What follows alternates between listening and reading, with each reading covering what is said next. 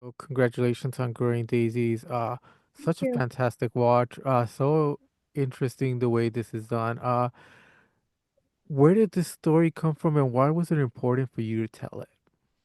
Mm, well, the story came from essentially, gosh, back in 2016, I wrote the script, and it's something that I wrote at that time. I was very inspired by this director, Lars von Trier, who is an experimental filmmaker, and he makes very gritty movies. And so I wrote the script back then, and it was sort of an exercise in finding my grit and telling a sort of story of the the underlying truth behind certain aspects of a woman, Mhm. some women in particular that sort of take this path in life. And I found it really interesting, mostly because as an actress, I acted in many films before becoming a director, and I've played these types of roles before, and I found them very intriguing, because there's like a psychological sort of breakage that happens like when you're a kid that usually puts somebody down this path, this sort of self-destructive path, and it usually doesn't end very well for them. Mhm. Um, as a writer and director, I have written a lot of comedies and wanted to bring those to life, mostly because I was placating Mhm. for an audience, hoping that that would be something that would make people feel good and laugh and want to watch. But when I watch those films, I feel a sense of missing. Something's missing to me. There's a level of depth that I have as an artist that those films that I made early on are missing. And I Mhm. think it was because I wasn't really daring to go there. And when I met Arielle, I just suddenly remembered the script, Mhm. because Arielle is very provoking in her look and her nature and her openness and kindness. And she's a great actress. And something gritty for her would be good. And we're both live in New York City. And so it's funny, I actually was living in LA at the time when I wrote the script. Mhm. I guess I was probably missing New York a lot too. But um, we both lived here. And so for some reason, it just hit me that she's Daisy and Mhm. she should play this role of Daisy. And I pulled it out of the drawer just this summer after it was sitting in there since 2016. So, um, and I hadn't read it since then Mhm. either. So it was really interesting to read the script again, and get back into the headspace of where I was and what was going on at that time. I remember in 2016, I was working in film. I had just done Paul the Apostle of Christ. Mhm. I think the movie Nymphomaniac had come out maybe the year before that or a few years before that, made by Lars von Trier. And I really loved the way he made me feel uncomfortable, yet I didn't want to stop watching. Mhm. I thought that was a really cool feeling as a viewer that it was so beautiful and yet it was so dark. I wanted to leave, but I couldn't leave.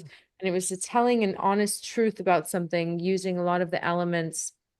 So that was sort of my goal in this, was Mhm. to tell a story that is not the easiest story to tell and to do it in a way that's um metaphorical and beautiful and attractive to the eye. Mhm. Yet deep down it's not, for me, Daisy is she's survivor of Mhm. childhood abuse, molestation, or some sexual abuse, Mhm. um, which is why she's sort of in the trap that she's in. And if you notice in the film, she is sort of still in her childlike ways. Like Mhm. she's living alone, she's trying to take care of herself, having a hard time.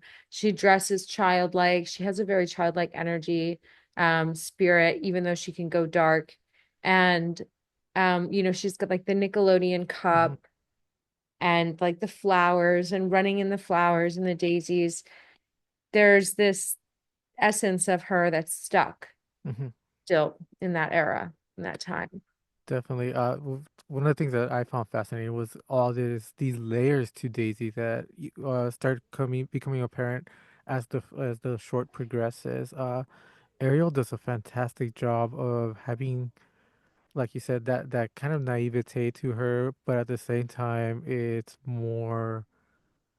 I don't know. I don't want to say that it's raw, but it's more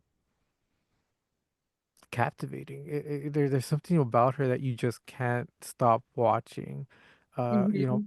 how do you inspire something like that in an actress like Ariel? Well, it was interesting because we had an innate connection from the moment we met. And we had a great friendship right off the bat. Also, our creative views seem to be very in alignment. We're both Taurus. Our birthdays are very close, so we have and we're both almost the same age. So we have come from a similar time and with our sign. I think there's just a connection we have. So that definitely plays into how she plays the part and how she feels comfortable going there and sort of taking my direction with complete Hmm. ease. She's never questioned me once about what our next step was in the process, which was really beautiful. Um, and she's really she as an actress goes to those places. Hmm. Um, she's really in the mind of the character. Hmm. I noticed that she definitely does take her time, and as I'm watching her on camera, I can see her shift into the character's thought process. Hmm. And that's just a testament to her as an actress. She's Hmm. very dedicated to her work in that way. So I'm a lucky director. Definitely, and it's a very intimate project. I think there's a lot to it that is very captivating for you. You know, how important was it to have that connection with your actress in order to for both of you to be comfortable, both in the way you wanted to for the film to come out, as well as for her to be comfortable, you know, portraying this character in the way she did. Yeah, so with the intimacy in the film, we did speak a lot about how we were going to shoot those scenes ahead of time and who specifically we would be casting in the roles. I went over the casting with Arielle and Mhm. approved all of the casting directly with her. So she was able to know everybody Mhm. that was taking part. There were never really any surprises and there was never any just stranger popping in and doing anything.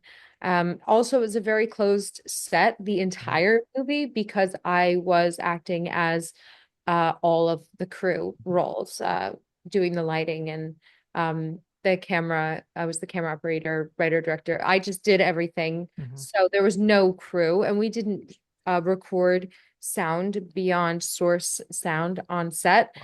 So I had no sound guy or anything. So it was really when we were working, it was just me and her and the two Mhm. actors or whoever she was with. So it was super private.